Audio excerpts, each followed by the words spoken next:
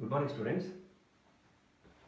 So, in the last class, we are discussing about the chemiosmotic hypothesis or photophosphorylation.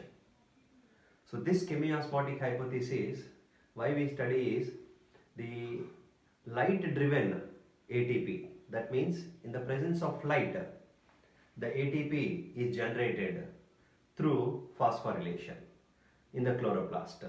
So, light-driven ATP by phosphorylation in the chloroplast, we call it as photophosphorylation, because we have discussed in the last class that how does the cyclic and non-cyclic photophosphorylations are forming the ATP and NADP. So this ATP and NADP, whatever it is forming in the chloroplast, the ATP through the movement of electrons, the protons are moved from the stroma to the lumen. So once they again, the concentration of the protons increases in the lumen, then again they go back. During they are moving back to the stroma, they generate the ATPs. So how does they move? When it enters into the lumen, no other way they can move except through the CF0 coupling factor, from the coupling factor. So that is what in the last class we have discussed, that CF is the coupling factor through which the protons will move again back to the stroma. So let us see how does they are moving and how the energy is generated. So in the chemiosmotic hypothesis, if you take this is the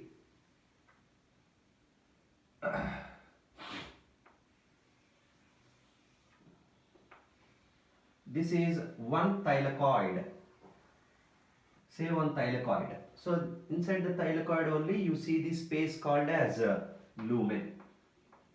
The space is called as lumen. So from here, how does they enter? Through cytochrome B6.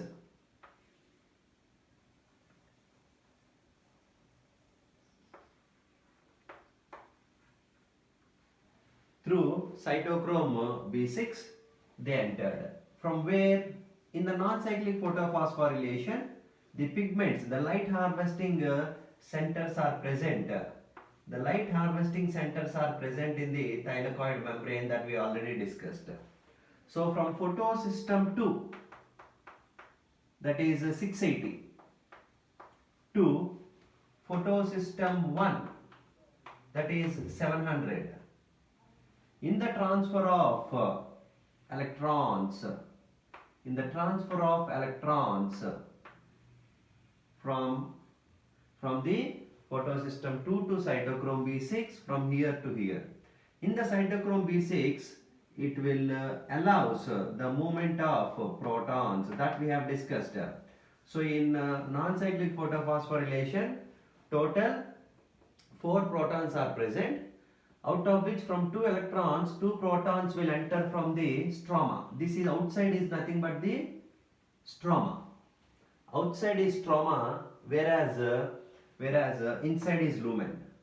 So from the stroma, what the protons they are entering into the lumen, along with these 2 protons, we also discussed in the non-cyclic photophosphorylation, the photosystem 2, inside towards the lumen side, the splitting of water takes place. That is nothing but the photolysis. Splitting of water is called as photolysis. So here H2 plus half O2, H 2H plus 2 electrons and oxygen, which is released. So these protons the protons will add to this, so that total how many protons are there now? So 2 and 2 total will be 4 protons. 2 protons plus 2 protons total will be 4 protons are accumulated in the lumen. They are accumulated in the lumen. So for 2 electrons, 4 protons are present inside the lumen. Whatever the electrons are there, these 2 electrons they will donate to the photosystem 2. The 2 electrons will move to the photosystem 2. Why? Because the 2 electrons, whatever it is moving from the photosystem 2 initially by the light, these electrons will carry to photosystem 1. So there is a deficiency of 2 electrons, as it is not coming back to the photosystem 2. Therefore it is called non-cyclic photophosphorylation. So these photosystem 2 electrons are donated by the water. What you call it as photolysis. This process we call it as photolysis. Already I told you, photolysis or oxygen evolving complex. As the oxygen is evolved here, we call it as OEC, stands for oxygen evolving complex. Oxygen evolving complex. So therefore the oxygen what it is produced from the water is released during the photosynthesis. So what we tell, in the photosynthesis, whatever the oxygen which is produced is only from the water but not from the carbon dioxide. Okay, right. So the electrons, whatever the electrons which are transferring here, for every 2 electrons 2 protons enter, and by the photolysis of water we see another 2 protons will add to this to get total of 4 protons. So these 4 protons, what they are present when they come, like that for every 2 electrons they pump the 2 protons inside. So total when they accumulate all together, for every, now it cannot go back in the same direction. The 2 protons, whatever the protons are there which is entered, this is only entry point through cytochrome B6F complex. Through cytochrome B6F, it can only enter inside this, but to exit out back to the stroma. So this is stroma side. So outside the lumen it is stroma. So once they are going to the stroma, automatically what happens? They will enter through a complex called as, this complex is called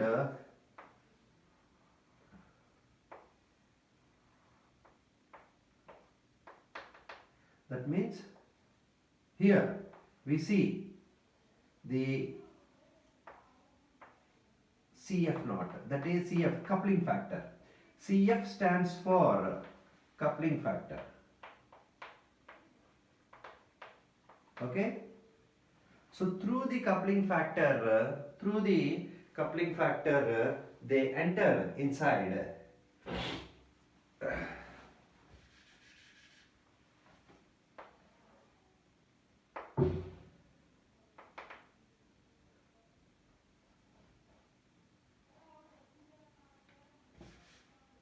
So this coupling factor is of CF naught and CF1. It is of CF naught and CF1. That is F naught and F1 means coupling factor. This is what we call, I already told you about the CF naught and CF1, which is a stalk and the head. So through this CF naught is embedded inside the membrane. CF naught is embedded inside the membrane. And whatever the CF1, the 4 protons will enter through this. Enter through the CF naught, because this only coupling factor only will act as a channel for the movement of the protons. So when the protons are moving, then what happens? For every 2 protons which are coming, one ADP and inorganic phosphate which is present in the ADP, adenosine diphosphate. ADP is adenosine diphosphate and PI is nothing but the inorganic phosphate. So adenosine diphosphate and inorganic phosphate, in presence of two protons, it forms one ATP. So it forms ATP. That means for every two protons when they are moving, it forms a bond between the adenosine diphosphate and inorganic phosphate. Therefore, it forms the ATP. So, for like that, how many protons are there? For every two protons, one ATP will be generated. So, total, how many protons here? 4 protons. In one cycle of 2 electrons, 4 protons are present. When 4 protons comes, then totally, how many ATPs? Here we have 4 protons. So, in non-cyclic, we have 4 protons. So, for 4 protons, how many ATPs will be generated? 2 ATPs will be generated. So, 2 ATPs are formed from 4 protons. So, therefore, the coupling chemiosmotic hypothesis says that in presence of light, phosphorylation is taking place. What is phosphorylation? Addition of phosphate to the diphosphate to form the ATP. So this is what generally we call it as a chemiosmotic hypothesis. But whereas in cyclic photophosphorylation, how many protons will move into the stroma lamellae? That is also lumen. How many they move? They move only two protons. Those two protons, when they come out to the stroma, they will form only one ATP. Therefore, what we can say that for cyclic photophosphorylation, only one ATP is formed in the cyclic photophosphorylation, whereas in non-cyclic photophosphorylation, if you take how many they are formed? Two ATPs are formed. Along with that, here also I told you they will generate the NADPH. So NADP plus is reduced to NADPH and H plus. NADP plus and NADP plus.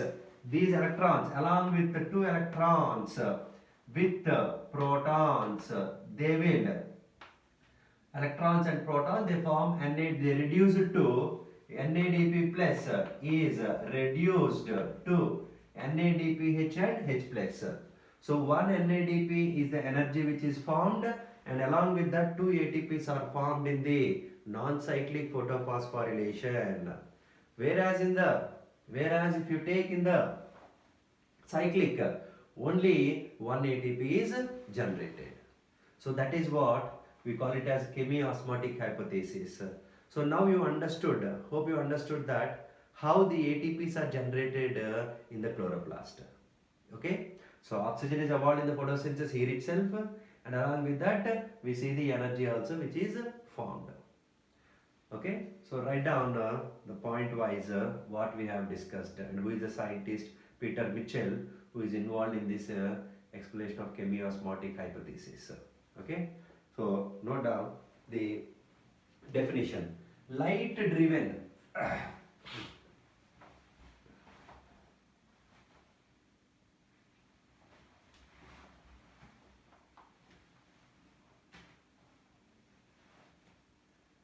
chemiosmotic hypothesis, which is light driven production of ATP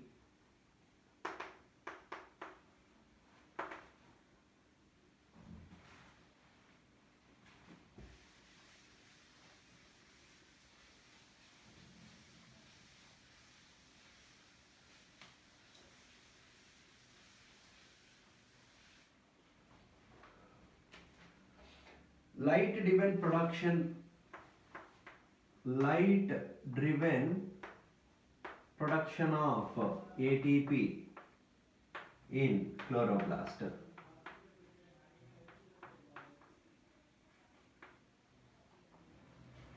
Light driven production of ATP in chloroplast is called as photophosphorylation.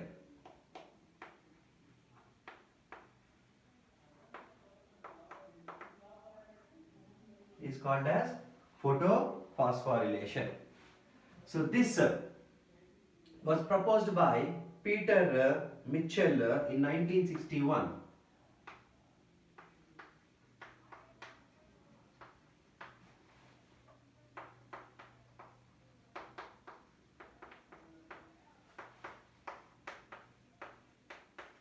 So this chemiosmotic hypothesis was proposed by Peter Mitchell in 1961. So what he stated is the proton gradient is the driving force for ATP synthesis.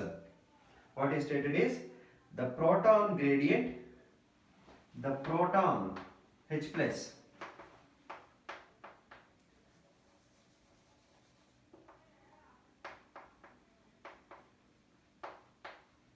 the proton gradient is the driving force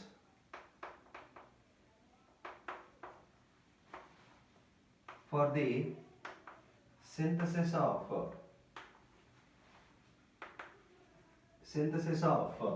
ATP, for the synthesis of ATP in chloroplast, for the synthesis of ATP in chloroplast. And not only the chloroplast, in mitochondria also. In mitochondria, if you take respiration,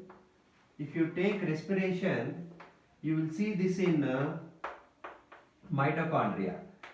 So this process happens in the mitochondria during the respiration, in chloroplast during the photosynthesis. In chloroplast during the photosynthesis, this photophosphorylation will takes place. Is it clear? Right. So when does this takes place? I told you, when Lumen concentration of protons are many times greater than stroma. When Lumen concentration of protons are many times greater than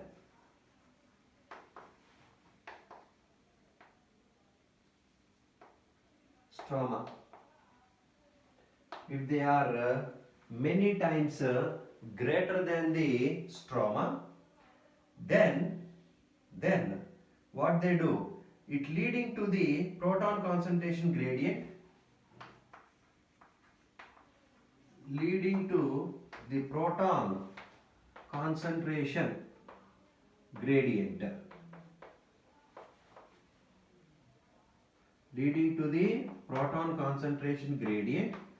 and try to move back to stroma. And the protons, they try to move back to the stroma. So when they are moving, then only we see the formation of the ATPs. Okay, right.